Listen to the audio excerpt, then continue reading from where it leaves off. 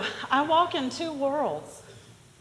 I walk in this world of agendas and coffee and TED Talks and Facebook and Twitter and open bars and after parties and all of this great stuff.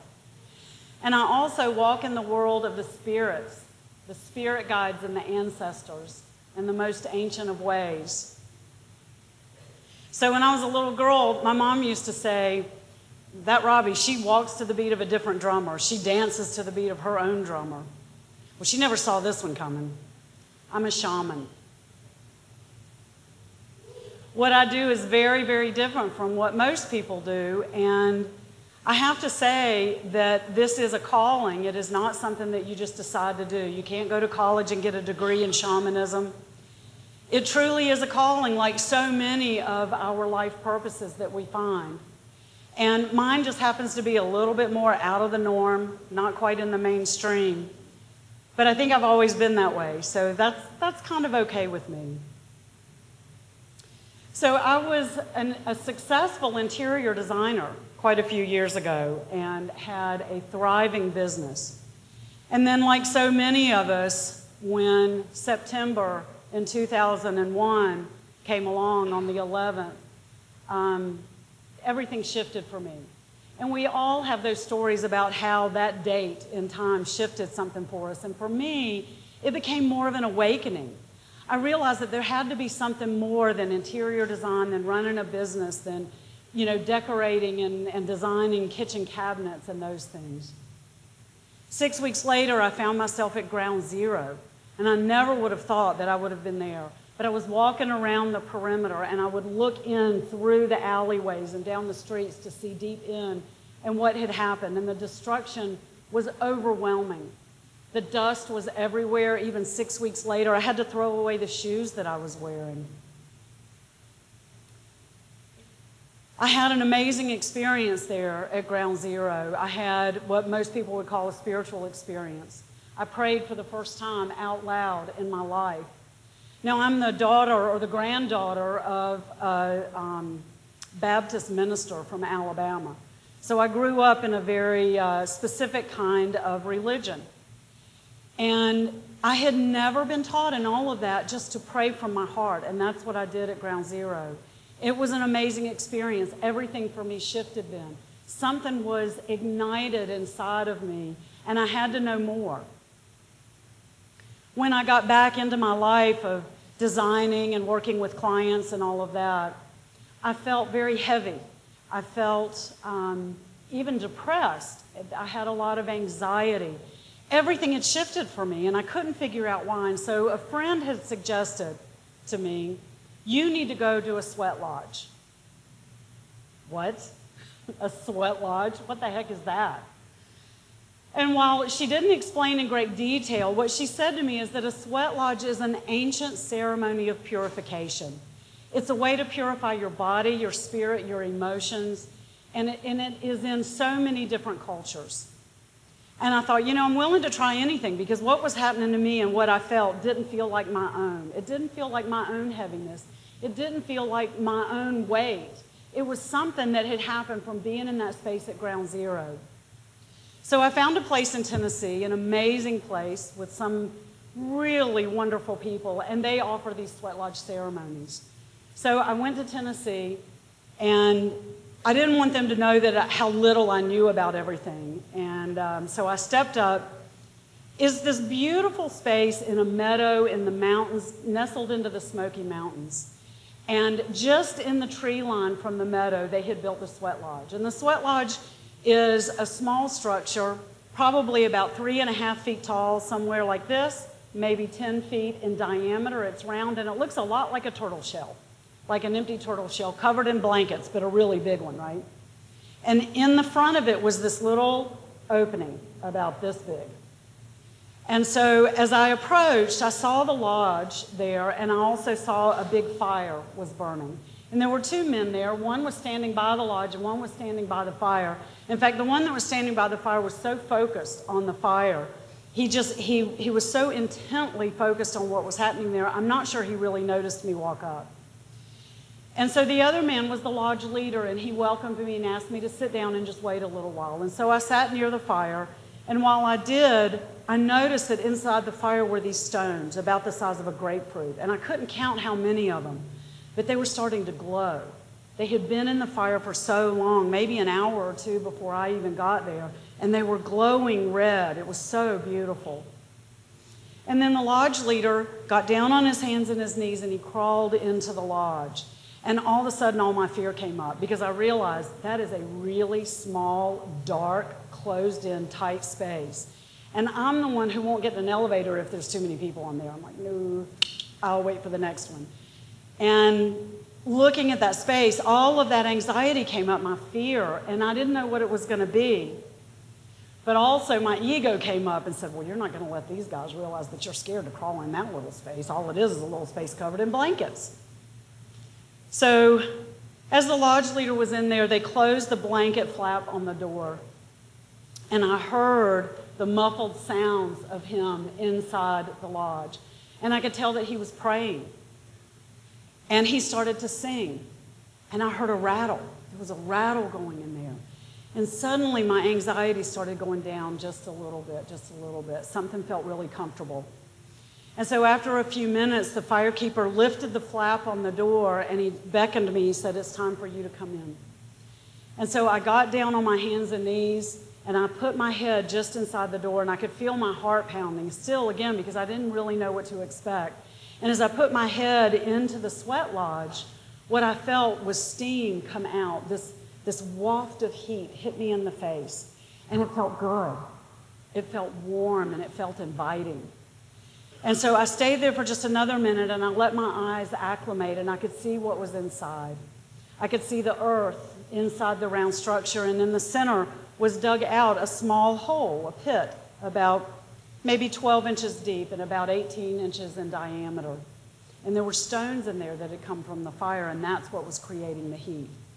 And so it just felt inviting, and so I crawled in. And as I crawled in, I could feel the coolness of the earth underneath my hands and on my knees. And I found my way to the opposite side of the lodge from the lodge leader. And he asked the firekeeper to bring in more stones. And suddenly the heat was just amazing. It was coming up. It was filling the whole space. And so after the new stones had been brought in, he closed the flap again, and we were sitting in pitch darkness. I had never felt such darkness. It was complete. And suddenly, as I sat there, I took a deep breath and I let my anxiety go. I felt like I was floating, like I was out in the cosmos, in the universe. It was incredible. It was absolutely incredible. And I felt at ease. And in those, must have been hours in that lodge, more stones were brought in, more prayers were all offered. And I was given the opportunity to just purify myself, to release anything that wasn't mine. And I felt in that lodge, with only 2 of us in there, it was crowded. It was crowded with spirits. It was crowded with the ancestors. It was crowded with all of these amazing beings who are here working with us and for us every minute of every day. And when that lodge was over and the flap opened up and they said, okay, it's time to leave, I crawled around and I got to the door and I put my head out the door. And there was something in me, I wanted to stop. I wanted to back up. I wanted to go back in because it felt safe. It felt connected to everything that is.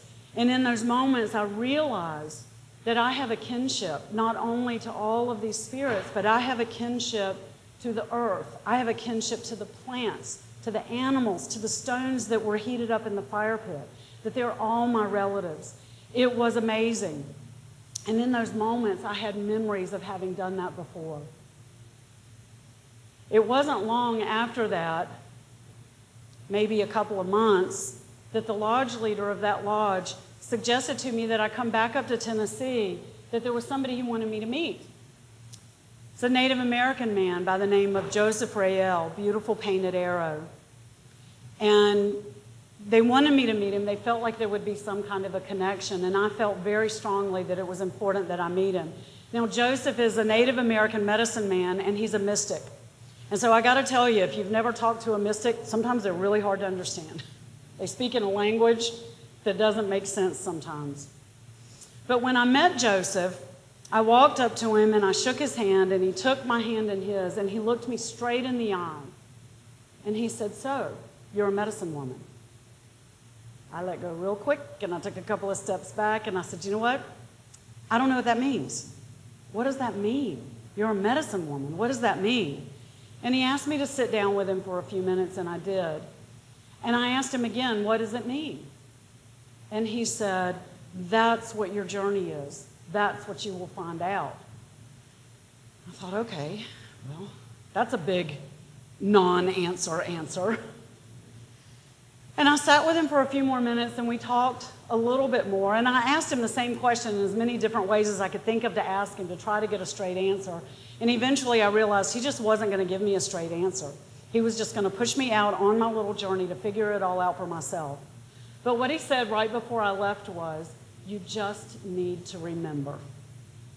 And then I thought about how I felt in that lodge, how I felt like I had done that before. Well, what he had said to me felt so big, and it felt like there was a responsibility that went along with what he said, and I clearly didn't get it, and I didn't understand it. So I just pushed it aside. I went back to business as usual, back to my daily life.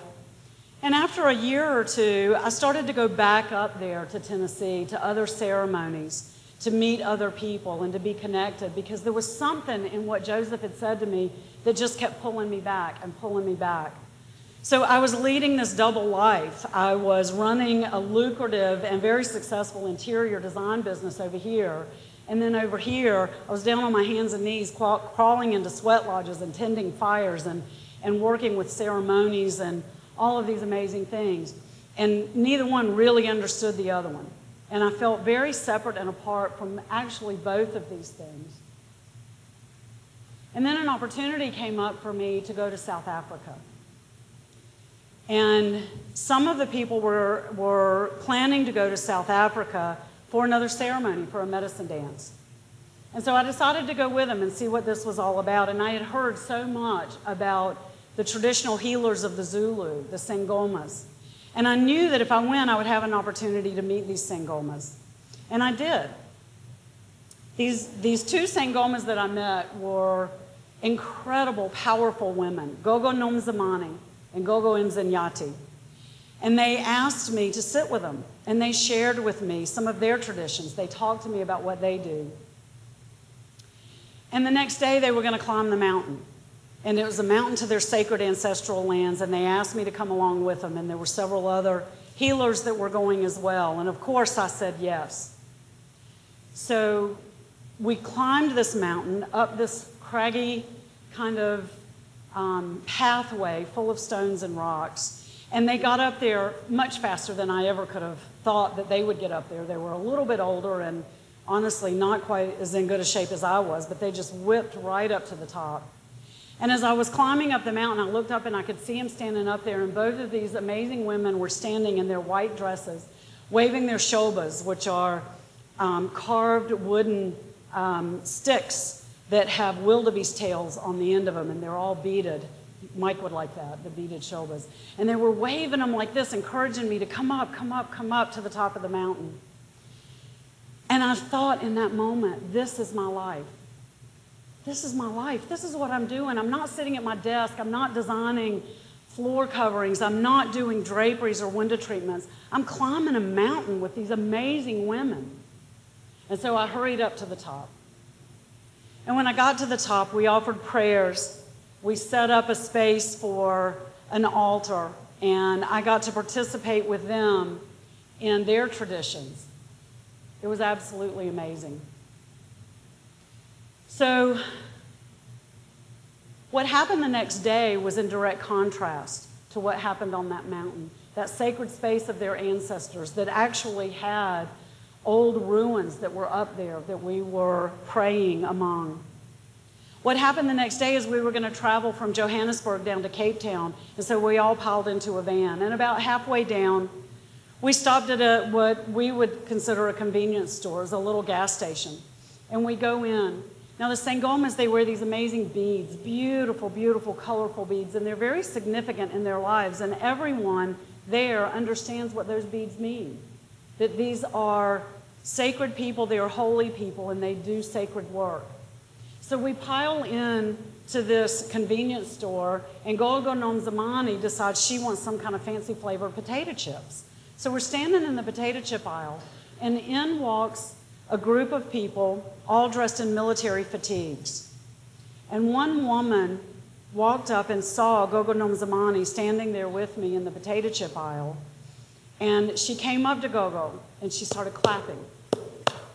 This is a Sangoma greeting of honor. And she clapped, and Gogo Nomzamani started clapping with her. And they stood there for a few minutes, and they connected with each other in the convenience store. And then the woman asked her, they spoke in Zulu, the woman asked her if she would pray for her grandmother, if Gogo Nomzamani would pray for her grandmother. And so Gogo did. Right there in the potato chip aisle in the convenience store, this woman didn't care who was around and what happened and who heard what. She prayed for this woman's grandmother for healing. Those were in such direct contrast to each other, those two experiences, but it made a mark on me. And when I got home, I realized that suddenly my business didn't make sense anymore. It didn't make sense for me to do those things. So I started saying yes more and more to ceremonies. I started saying yes more and more to learning, to being with medicine people of all different cultures.